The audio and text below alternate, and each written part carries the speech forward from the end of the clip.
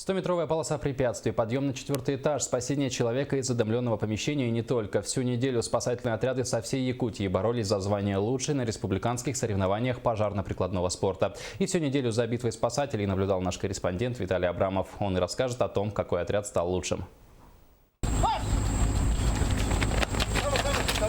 Сборные должны на время провести развертывание стандартной пожарной автоцистерны и протянуть 100-метровый магистральный рукав, после чего прицельной струей, прямо как снайперы, заполнить 2 10-литровых бачка.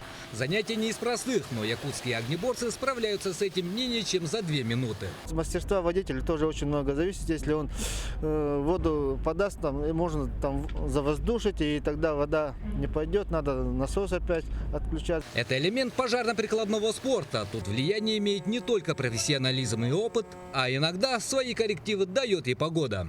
Тот же порыв ветра сильно мешал попасть в цель. То есть надо немножко рассчитывать, и самое главное не бояться. Кроме того, звенья газодымозащитной службы из 12 районов республики также на время искали пострадавших в задымленном помещении. Пострадавшего обычно прячем на 2-м этаже. Звено поднимается, ищет там. После того, как нашли, эвакуируют на свежий воздух.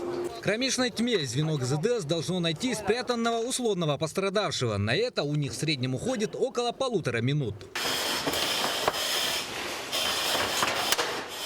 Ну, мы вытащили время среднее, можно сказать.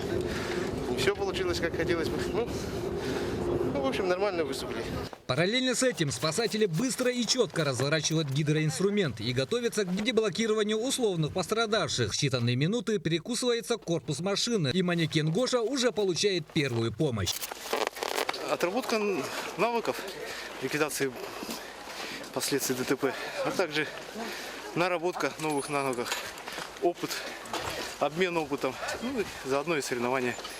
По результатам соревновательной недели лучшими пожарными оказались бойцы из Усярданского УЛУСа. У газодымозащитников быстрее всех Якутск. А в деблокировании пострадавших отличилась служба спасения Якутии. Виталий Абрамов, НВК Саха, Якутск.